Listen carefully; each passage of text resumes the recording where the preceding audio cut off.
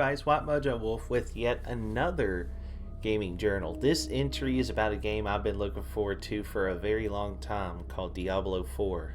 Um, I did not pick it up at release just due to the fact that I had so many games I wanted to play. We are getting ready for the birth of our son. There was just so much going on this summer it released. And so it was nice to pick this up around the holiday season when it was on sale for a little bit. And, I was just eager to jump in. Now that Diablo's part of the Xbox family, I was kind of holding hope they'd add it to Game Pass a little after the Activision deal went through. But I feel like that's going to be a while for those games start showing up because none of them have been added yet. I'm sitting here thinking, if they don't add the older games, then we're not going to get the new ones for, gosh, quite some time. So I thought, all right, it's time to jump in Diablo 4. And right now I'm just going to talk about like my experience of Diablo 4. It's still pretty fresh, and I've played Diablo 2, I've played Diablo 3. I've had a lot of love for this franchise because, when I was a teenager, to me, Blizzard was one of the big pillars, back in, I'd say like 10 years ago, about like 2014, maybe 12 years ago. I thought some of the best developers were Blizzard, Bethesda, BioWare, the three Bs I called them. And, Blizzard came out with like Diablo 3. They were doing good with World of Warcraft expansions. They had StarCraft 2. They did Heroes of the Storm, Hearthstone, which is like that card game they have. And I just thought they were on a roll. And I was always looking forward to what they did next. And of course, Overwatch. I forgot about that one. And a lot of those games were fun. I had a lot of great experiences with them, especially Diablo 3. I remember picking it up on the launch day and playing it while I was on vacation just to kind of get a feel for it. All my friends were having these errors, but I guess just because I was on the road, I was able to play. But, Diablo 4 is a long time in the making. It kind of had like a similar wait time because Diablo 3 was announced many times and the hype was just big time. But this game is a bit more tame, I think, just because, a lot of the fans are getting older. But over the past few months when the game was out, I was able to get online and just kind of take a peek at the general discourse for the game, and it seemed like the first couple of weeks when everyone was playing it, it was nothing but good things. Everybody wanted to play it, wanted me to play it, and I was like, guys, I wish, but I will soon enough. So I was watching people play the game, and I was pretty impressed with what I saw. I thought, well, it's about what I expected, and then it's like, as season 1 started, it seemed like around that time, the opinions started to really sour on the game. Like, a lot of my friends have finished the campaign and, did their big major playthrough and kind of moved on to some of the other games. Of course, y'all know 2023 was stacked in that regard. And so the more hardcore players had their own gripes, of course. And how like you have the battle pass and the seasons controversies that come with all these games that are live service. I thought, well, I guess I'm kind of glad I didn't get it. And then once season 2 rolled around, the feedback was really, really good.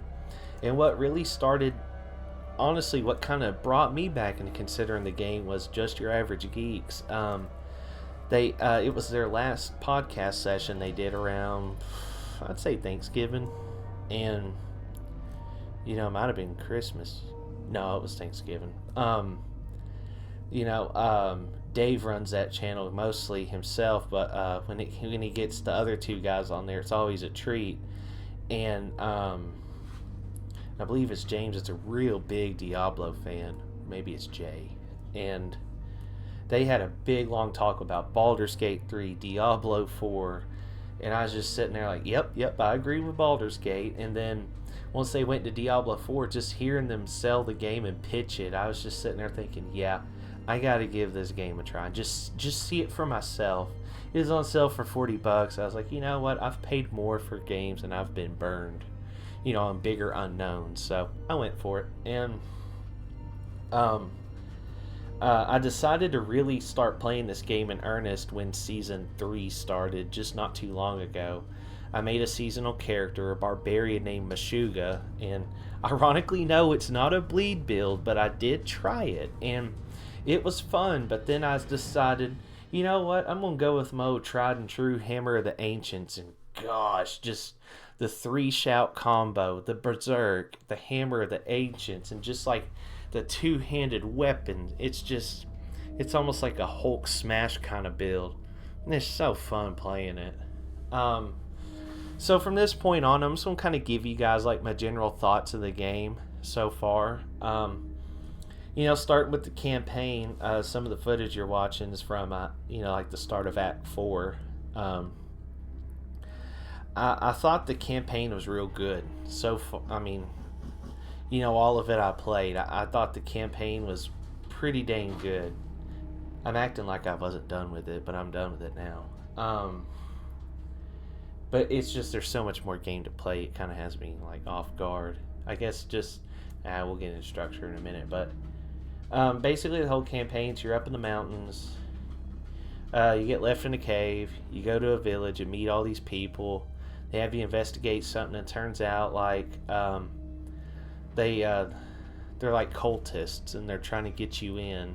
You basically ingest these blood petals from this demon named Lilith that's returned, and pretty much that's what starts it off. You meet up with this Haradrim, and he takes you along, and I can say thankfully, if you haven't really played any of the era Diablo games, starting out with 4 is just fine.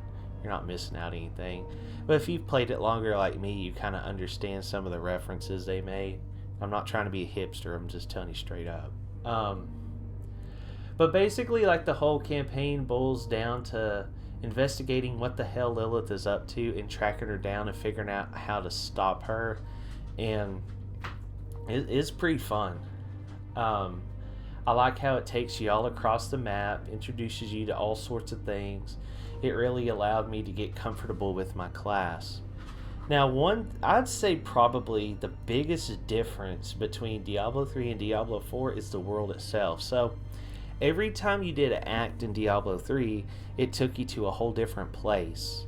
And within it was, you go all across the map. It was, I guess, semi-open world. It was structured about like how Baldur's Gate 3 is, to where like each act takes you to a whole new map. I mean, it's a decent-sized map every time, but it's limited. Diablo 4, it is one big open world map, and it's all connected. It has all sorts of dungeons across the map. It has all sorts of cellars you can go to. It's got a ton of side quests, and I've just scratched the surface on that. Like, I just did the campaign. And it's just so cool seeing that. And then the fact that it's online, of course, is a big controversy. But to me, it's just kind of cool seeing other people in the world and having an avenue to group up and do dungeons once I get ready to do that later on. The seasonal challenges are a lot like Diablo 3. The crafting systems are a lot alike. There's some differences, but I'll be honest with you guys, I would have to go back to Diablo 3 and make another character and run through it one time just to kind of get that whole experience. And I might do that just so I could do like a follow-up video comparing and contrasting the two. But like I said, I couldn't do that right now because it's been a while since I played D3. But this game is a live service game, so it has a battle pass. Honestly, I don't, unless you like the cosmetics and having this stuff, and you're cool with just burning the $10 and just doing the grind, I don't see the point of it. I mean, the seasonal content, like the quests and the vaults and all that stuff, you can do without paying for the season pass. I guess the season pass is just it's like the rewards that incentivize you to keep going. And it's up to you. They don't really force it on you, which is nice. It's optional. And then of course the game has a shop. I know, there's controversy with that, but it's also cosmetics as well. Now I will say I do see where people are coming from with the online criticisms of this game, because I'm noticing in the item shop, like the armor sets you can get are now keep in mind it's not like actual armor. These are just appearances for your armor. Like Diablo 4 has this whole transmogrification system, which basically means you make your armor look like whatever the hell you want to. And it's all about unlocking designs, and of course, like, the best ones aren't really unlocked on the game. You gotta buy them from the store. Now, that I agree with some of the feedback. So, but I mean, it's optional. I personally don't care, but that's just the scope of like the money and the transactions with this game. And I've seen speculation like, oh, Blizzard's going to charge $100 for the expansion. Shit, y'all are crazy. They're not going to do that. I mean, I guess they can, but a lot of people aren't going to buy it on day one. But nah, it'll be like a $40 something, I'm sure. About like Reaper of Souls was. But let's see, the gameplay is pretty good. I like how simplified it is, and I also kind of enjoy how they make it to where, like, you might be playing a sorcerer two different times, but you're going to have two completely different sorcerers with two completely different sets of abilities and how you play them. I thought that's pretty cool. And of course, like Diablo 3 for me, it's like once I played a character, I played it. I was kind of bummed out. I like the class choices for Diablo 4, but I don't know why. I miss my Witch Doctor and I miss my Crusader from Diablo 3. those were two fun ones. I see they brought back, like, the Barbarian, the Sorcerer, the Necromancer, and of course all busted to hell and back. By busted I mean they do some damn good damage. Those are fun to play, but bit busted. And then some of the new ones, like they have the Rogue, the Druid, and I'm drawing there might just be five. I don't know why I'm drawing a blank, but just damn. But I'm looking forward to trying more of these classes. Like, I think once each season starts, I'm going to try a new class. And then, like, the good thing about it is, like, once the season's over, it basically takes your characters and puts them on this place called the Eternal Realm, which is, like, a whole different thing to where if you don't want to do seasonal content, it's not like you lose your characters. So, the only thing about the seasons is it gives you more bonuses than, negatives. But, Diablo 4 is just one of those good old casual top-down games. It's a lot like I described Starfield and why I like playing it as well, and why I like playing racing games. It's just, those are good games to sit and play and just kind of shut your brain off and just get tuned in and have at it.